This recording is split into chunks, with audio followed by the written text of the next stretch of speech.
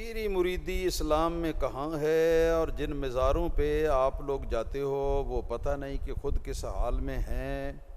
اور تم کہتے ہو داتا صاحب دیتے ہیں، خواجہ غریب نواز نوازتے ہیں، تو پیروں کے جھگڑے جو آج کل ہیں ان کو صاحب مزار حل کیوں نہیں کرواتے؟ کیسا عجیب یہ سوال ہے۔ تو میں عرض کرتا ہوں کہ اللہ تعالیٰ بھی قرآن کریم کے اندر فرماتا ہے وَالصُّلْحُ خَيْرٌ، کہ صلح جو ہے نا وہ وہی بہتر ہے، ٹھیک ہے کہ نہیں؟ اور اللہ تعالیٰ جو ہے اس کی رضا بھی اس بات میں ہے کہ مسلمان آپس میں صلح کر لیں۔ تو میرا یہی سوال ہے ان سے کہ یہ جو پیروں کے جھگڑے ہیں یا اور وابیوں کے یہاں کے جو جھگڑے ہیں، وہ جب ایمان رکھتی ہیں کہ اللہ تعالیٰ زندہ ہے، اللہ تعالیٰ صاحب قدرت ہے، صاحب علم ہے، صاحب سمع اور صاحب بصر ہے، اور اللہ تعالیٰ سب کچھ جان رہا ہے، اور اللہ تعالیٰ علی کل شیء قدیر ہے، تو اللہ تعالیٰ ان کے جھگڑے آپس کے وہابیوں کے گھروں کے جھگڑے جو ہیں ان کو اللہ تعالیٰ ختم کیوں نہیں کر دیتا، ان کی صلح کیوں نہیں کروا دیتا؟ فما ہوا جوابکم فہو جوابنا عن اصحاب المزارات رضوان اللہ علیہم اجمعین۔ بات یہ ہے کہ ہر چیز پر حکمت الہی غالب ہے، اور یہ کرام جو ہیں یہ بھی اللہ تعالیٰ کی حکومت کے اندر یہ بھی کارندے۔ اگر یقین نہ آئے تو چلو یہ جو وہابی حضرات ہیں، دیوبندی بھی اور غیر مقلدین اہل حدیث کہلانے والے بھی، یہ خاندان شاہ ولی اللہ کا یہ بہت احترام کرتے ہیں اور ان کو بڑا مانتے ہیں۔ چلیے شاہ عبدالعزیز محدث دہلوی رحمۃ اللہ تعالی علیہ کی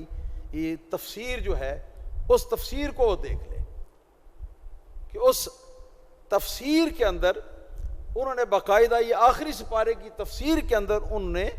یہ لکھا ہے کہ اللہ تعالیٰ نے قرآن پاک کے اندر ان لوگوں کا ذکر فرمایا ہے کہ جو لوگ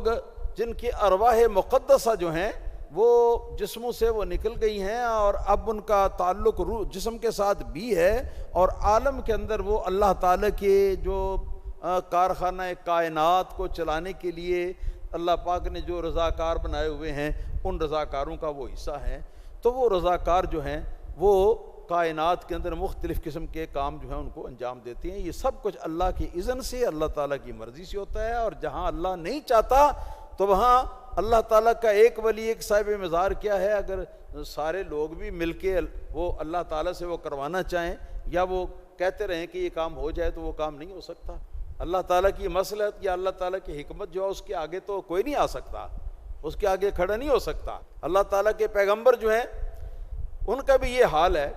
کہ اللہ تعالیٰ کے فضل و کرم سے اللہ تعالیٰ کے یہاں ان کی عزت ہے، ان کا احترام ہے، اللہ تعالیٰ کے یہاں ان کے لیے بہت بڑا اللہ تعالیٰ کے یہاں ان کا احترام ہے۔ تو اگر اللہ تعالیٰ کے پیغمبر بھی کوئی اس قسم کی کسی چیز کا مطالبہ اللہ تعالیٰ کی بارگاہ سے کرتے ہیں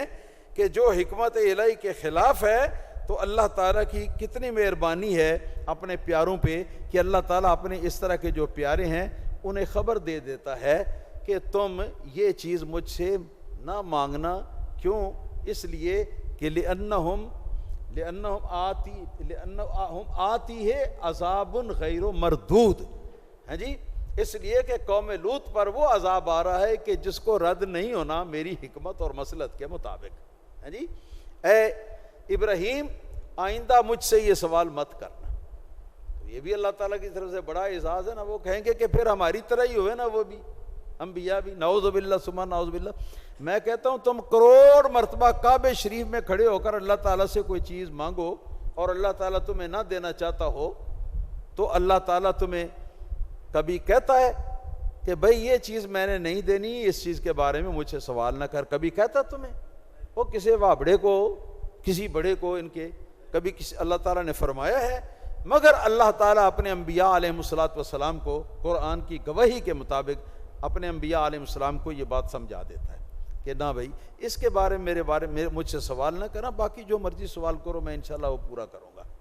تو یہ اس طرح کی باتیں ہیں، یہ محبت کی باتیں ہیں،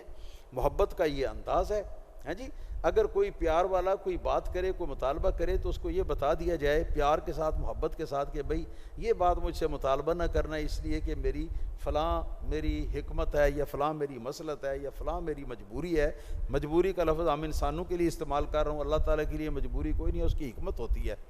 تو اگر وہ اس طرح کر کے سمجھا دے تو اس کی بڑی مہربانی ہے نا، ہاں جی، اس بات کی بجائے کہ وہ خاموش ہو جائے، جواب ہی نہ دے، یا یہ کہ وہ جواب دے تو پھر سکھا جواب دے، اس سے تو کہیں بہتر ہے نا۔ تو بات یہ ہے کہ اصحاب مزارات جو ہیں یہ قرآن پاک کی گواہی سے ان میں جو خدا رسیدہ ہیں واقعی، تو وہ اللہ تعالیٰ کا جو وہ باطنی نظر آنے والا جو فرشتوں کا لشکر ہے، جو کائنات کے کاروبار اللہ تعالیٰ کے حکم اور اس کے اذن اور اس کی مصلحت کے ساتھ چلاتا ہے، ہاں جی، اور اس خدمت کو وہ جو ہے وہ اپنے لیے باعث فخر گردانتا ہے، اس گروہ کے اندر یہ اولیاء کرام کی ارواح مقدسہ جو ہیں وہ بھی وہ شامل ہو جاتی، ہاں جی۔ والمرسلات عرفا، یہ جو آیت سورہ پاک ہے نا قرآن پاک کی، تو اس سورہ پاک کے تحت شاہ عبدالعزیز محدث دہلوی رحمۃ اللہ تعالی علیہ نے یہ ساری باتیں لکھی ہیں جن کا میں بیان کر رہا ہوں، کم از کم اس کو پڑھ لیں۔ اور پھر یہ کہ ان کی تو کتابوں کے اندر بہت بڑے بڑے واقعات لکھے ہوئے ہیں۔ ان کی ایک کتاب ہے جس کا نام ہے کرامات اہل حدیث۔ کیا نام ہے؟ کرامات اہل حدیث۔ اس کے اندر بڑے عجیب عجیب واقعات لکھے ہوئے ہیں۔ لکھا ہوا ہے کہ قاضی سلیمان سلمان منصور پوری، جس پر ان غیر مقلدین کو، وہابی اہل حدیثوں کو بڑا فخر ہے، تو یہ قاضی سلیمان منصور پوری جو ہے یہ مجدد الفسانی رضی اللہ تعالیٰ عنہ کے مزار شریف پر جب گئے، ہاں جی،